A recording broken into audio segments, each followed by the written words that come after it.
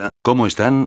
Soy Shifty864, y sean bienvenidos a un nuevo vídeo. En esta ocasión traigo la primer reseña de una película en el canal. Sin nada más que decir, comencemos.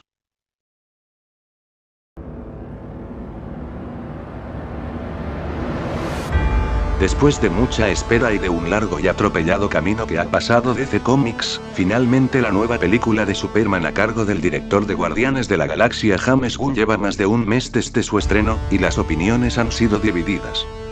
¿Es este un buen inicio para el nuevo DCU? En este vídeo analizaré la nueva entrega del Hombre de Acero, analizando sus puntos positivos y negativos. Una aclaración es que este vídeo tendrá spoilers de toda la cinta. Así que quedan advertidos, ahora sí que la esperanza fluya.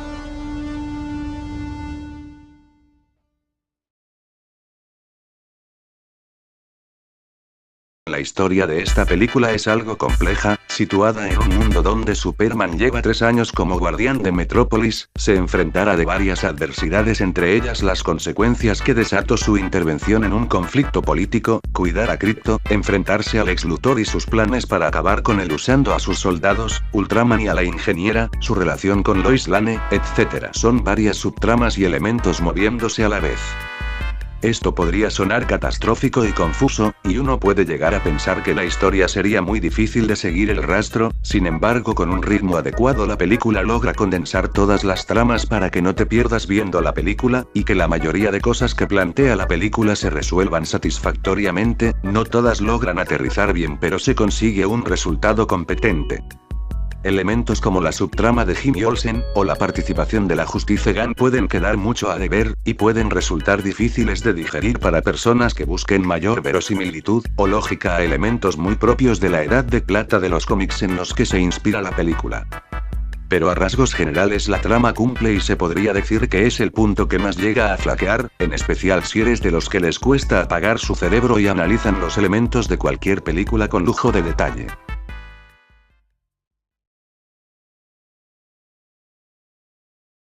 Empezamos con el protagonista Superman. En esta adaptación, al igual que la película de Batman del 2022, vemos más al superhéroe por encima del alter ego, y no es algo que moleste bastante. Ciertamente se entiende el por qué esta es la identidad a la que se le da importancia. La actuación de David Corenswet es bastante acertada, y vaya que logra representar los valores del personaje sin descuidar la seriedad de algunos momentos. En cuanto al traje, en algunas ocasiones luce genuinamente hermoso y a veces no me llega a convencer, pero luego ves las pruebas en donde no tenía los calzoncillos rojos, y no se ve bien. Es de esas cosas que simplemente no funcionan, y uno lo aprecia mejor cuando ya ve la película.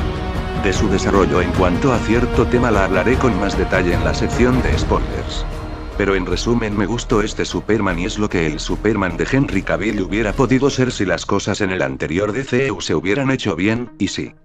Sentí un nudo en la garganta en el buen sentido en la escena donde le da un discurso sobre su humanidad a Lex. Pasando con Lois, es una calca a los cómics, es precisa la actuación de Rachel Brosnahan, se asemeja a una versión más crecida de la versión que se vio en la serie de Mis aventuras con Superman, y fue adecuada su participación en la trama, sin opacar a los metahumanos. No tengo mucho que decir, simplemente fue un buen personaje sin ser el mejor. Lex Luthor es sin duda alguna la mejor adaptación del personaje. A ver, la competencia no estaba al nivel de competir con adaptaciones previas del Guasón, pero sin duda esta versión encapsula todas las facetas de Lex de forma orgánica, y es un gran villano con una gran presencia y tan malvado como las mejores versiones de Lex en los cómics. Lo odias, pero no puedes dejar de verlo, y espero seguir viéndolo en futuras películas. Sin duda Nicholas Hoult fue la elección perfecta para el gran enemigo de Superman. El gran Enigma. Yendo con los personajes secundarios, empezamos con Krypto. Vi en entrevistas el por qué James decidió añadir al superperro y darle ese carácter algo alejado de los cómics o las adaptaciones previas, descrito como si el peor perro de la historia tuviera superpoderes, y aún así me encantó. Es tan adorable así como desmadroso, y sí hizo que las adopciones aumentaran tras su estreno. Significa que aún con los cambios logro conectar con las audiencias. Jimmy Olsen dejó de ser un agente de la CIA que solo duró 5 minutos, y lo volvieron el CEO del sexo de DC, un grande, y el resto del Daily Planet no participan mucho y llegan a sentirse como un cero a la izquierda. Con la Justice Gang, tengo opiniones divididas. El Linterna Verde de Guy Gardner sí gustó bastante, sus poderes, su personalidad creída sacada directamente de los cómics, y que claramente Nathan Fillion se sintió muy cómodo con el papel, out Hearless. El personaje más olvidable de la película, y nada me contra de la actriz, que es bastante atractiva y talentosa, pero no solo no tuvo el mismo nivel de participación que sus compañeros, sino que las pocas veces que sale no logra ser igual de memorable que el resto de personajes, y ahora el Goat. Mr. Terrific, es fascinante el como antes nadie lo topaba, y ahora hasta Skin Deformite, es lo que James Gunn siempre hace, agarrar a personajes de menor categoría y con los ajustes necesarios volverlos memorables. Todas sus apariciones fueron memorables y es el más grande farmeador de aura de toda la cinta. Así, casi lo olvido, Metamorfo, un caso parecido al de Terrific, no tengo mucho que añadir sobre él más allá de lo excelentemente adaptado que está su diseño y poderes de los cómics.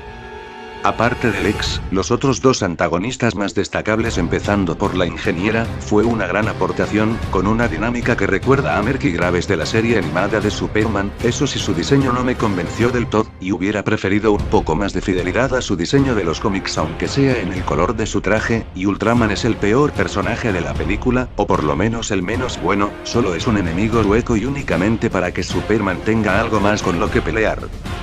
Para finalizar, meteré dentro del mismo saco a algunos personajes que tienen una menor participación y que no requieran que me extienda mucho, son funcionales y tienen sus momentos, así, a secas, siendo estos Supergirl, Rick Flag Sr., Eve, los empleados del ex que operan desde el centro de mando, etc. Eso sí, me encantó los padres adoptivos de Clark, y son un antes y después en comparación con los de la película de 2013, y su infame 5 de Asada.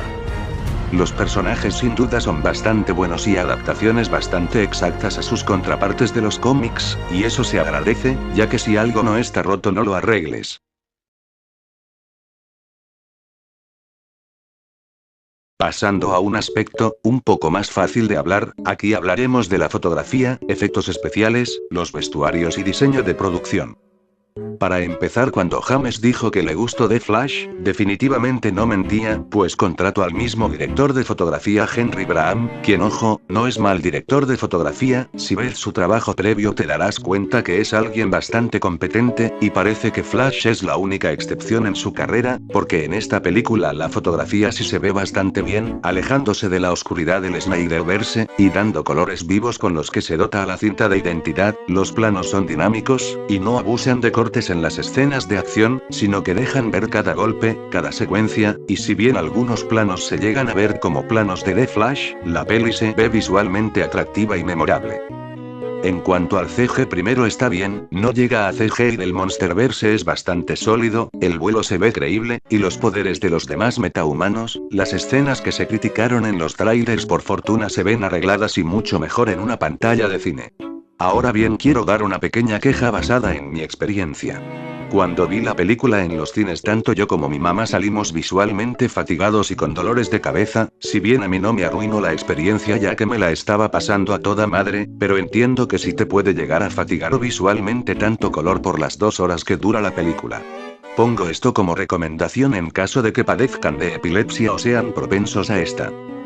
Si bien toqué brevemente el traje de Superman en el anterior punto, los demás trajes también tienen algo que pueda decir, más en específico el de la Justice Gang, empezando con el de Terrific, es perfecto, simplemente perfecto. A ver, no era tan difícil adaptar el suéter con Firefly en las mangas, pero por su parte no hay queja, con Guy Gardner y Outhirl están bien a secas, pero me agradó el diseño de las alas de Outhirl, y el peinado de Guy.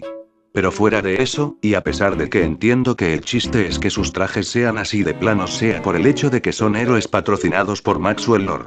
Pero eso no quita que pudieron ser mejores. Los poderes, efectos más fantasiosos, o criaturas enteramente digitales, se ven bien. Es bastante complicado adaptar elementos que si lo haces mal se pueden ver ridículos, pero son creíbles. Los poderes de Linterna Verde se solean por completo a los de la película de 2011, y personajes como Crypto, el Kaiju o la ardilla, definitivamente no se ven para nada falsos. En cuanto al diseño de los sets, son hermosos, hechos físicamente en su mayoría, filmando en locaciones sin abusar del CG primero y siendo bastante vivos. El Daily Planet, la Fortaleza de la Soledad, el universo de bolsillo del ex, toda Metrópolis y sus alrededores. En sí todo el mundo se siente vivo y me encanta. En resumen, si bien se puede sentir algo sobrecargado, toda la estética de la película es bastante única y sin duda no saldrás asqueado de los ojos viéndola o que sea plana y olvidable.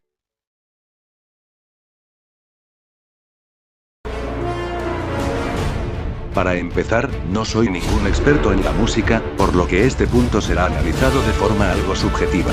Aclarado eso. La música es bastante buena, no será una obra maestra, pero sí me veo poniéndola en alguna playlist, o para ambientar vídeos como el que estás viendo. Ahora bien, quiero comentar sobre la reinterpretación del tema clásico de Superman de 1978, que es muy bueno, y adoro el cómo logra modernizar y darle su propia identidad con el uso de guitarras eléctricas, pero sí tengo la queja de que la película la utiliza demasiado, impidiendo que los temas originales que no usan de base algo existente no destaquen lo que deberían. Pero en sí todas las composiciones son bastante buenas, y todas aderezan las escenas de manera espectacular, y ninguna desentona. Para finalizar hablaré de las canciones licenciadas. Si conoces algo del trabajo de James Gunn, sabrás del excelente gusto musical que posee, y que demuestra constantemente en sus películas, y aquí no es la excepción con canciones tales como 5 Years Time.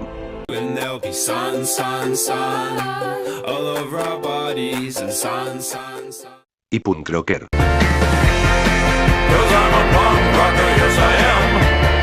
Sin duda un buen soundtrack.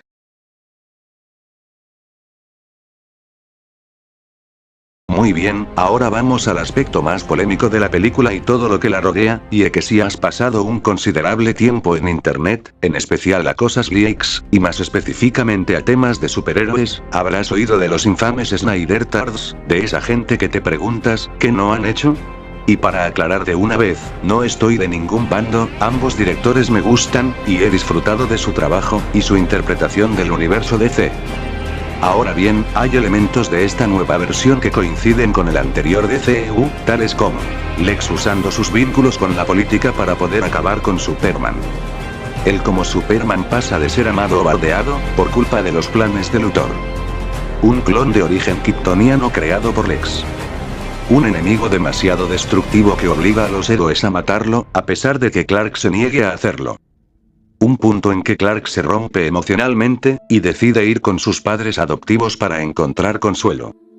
Y que, ya sea el adoptivo como en Man of Steel, y el biológico en la de 2025, presentan actitudes alejadas del canon original de los cómics, dejando un momazo en el proceso, ya sea el 5 de Asada, y que la S es de sexo.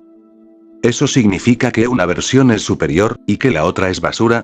No, está bien utilizar elementos reciclados del universo anterior, siempre y cuando se le pueda aportar algo desde la voz autoral del director. Lamento si este punto quedó algo corto, o falto de argumentos. Solo considere necesario mencionarlo. Pero para ser honestos, esta gente horrible que no va a cambiar, no merece que les demos atención, hacerlo solo es que sus horribles discursos tengan más difusión.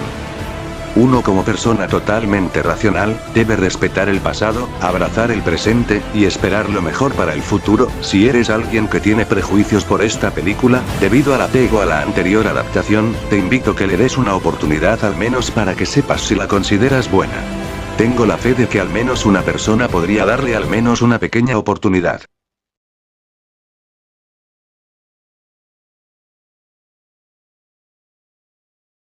Muy bien, como último punto antes de pasar a la conclusión, pasaremos a hablar más detalladamente de aspectos muy puntuales de la cinta, por lo que si no has visto la cinta, lo cual no es probable, ya que para la fecha en la que se subirá el vídeo, la película ya llevará 2 meses desde su estreno, y en plataformas digitales, pero bueno, si no quieres arruinarte la película, salta a este minuto que estará apareciendo ahorita mismo en pantalla. Ahora sí, comienzo.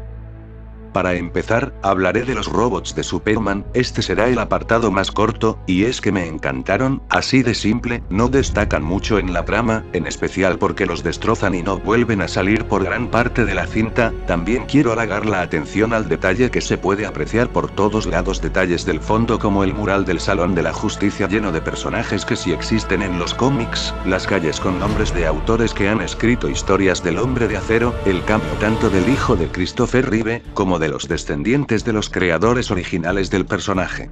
Soy alguien que disfruta de la presencia de estos pequeños elementos, que a pesar de no poderse apreciar detenidamente, disfruto bastante de verlas en vídeos de curiosidades.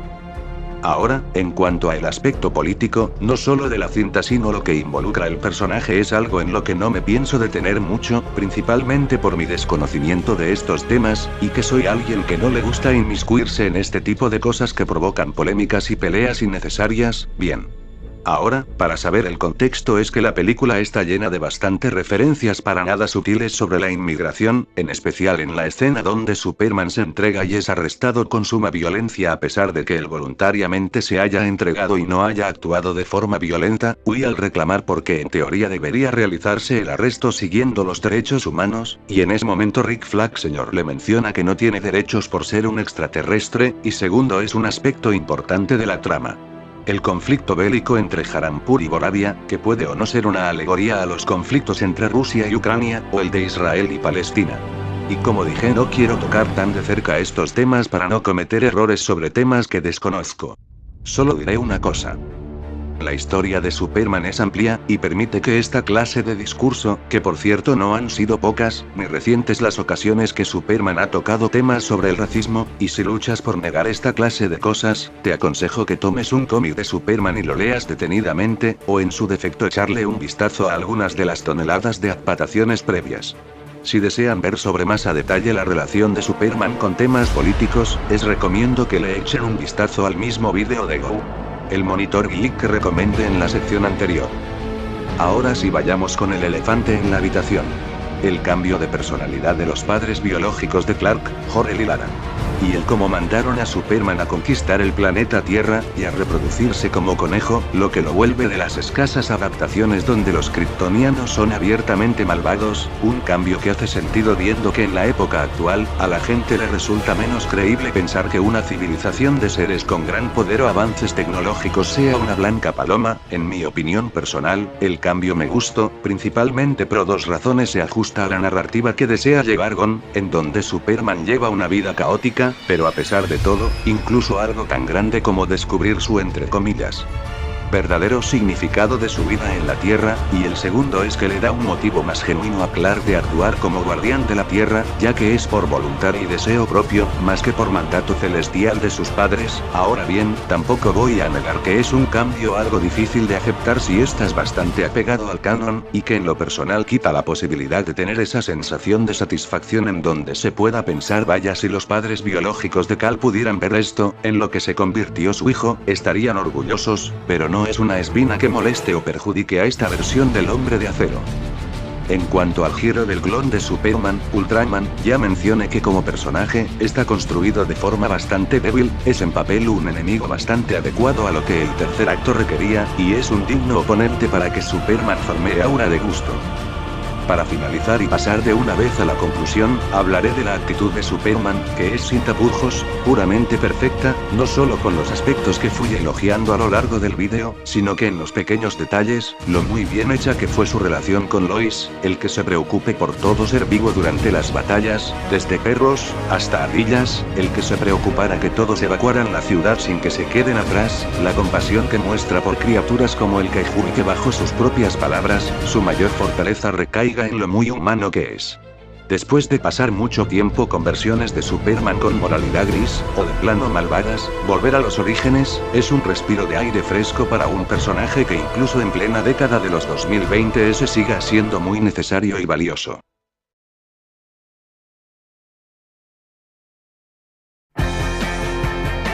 Esta película es un caso bastante sorprendente. Han habido bastantes películas las que han recibido cantidades de odio desde su anuncio, hasta su estreno, y en la mayoría de casos inminente fracaso. Superman es la excepción por fortuna, varias películas han recibido menos odio por razones más entendibles.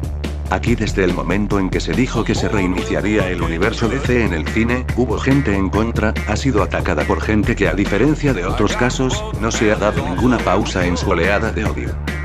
Esta película no será perfecta, y habrá gente que no haya conectado con ella, pero no se puede negar el esfuerzo y amor que se le puso, una película que decide ser sí misma sin una pizca de vergüenza de ser una película de un hombre con ropa interior de fuera que lucha con superhumanos de trajes coloridos, y creo que es lo que necesita el cine de superhéroes en este momento, volver a los orígenes y priorizar la calidad por encima de la cantidad. Y esta película es un ejemplo a seguir en el futuro. Mi calificación final de Superman de 2025 es un 8.3, una película sólida que es un gran inicio para la nueva era de DC Comics en el cine, y esperemos que se pueda igualar o superar el trabajo conseguido por James Gunn, súper recomendable para pasar un buen rato. Estoy emocionado por los futuros proyectos que vendrán y espero poder dedicarles vídeos en el futuro.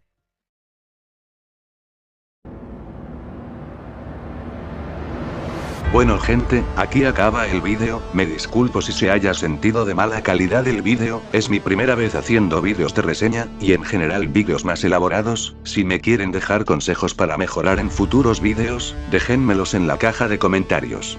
Por ahora me despido, den el like, suscríbanse, y compartan el vídeo para poder crecer este bonito canal.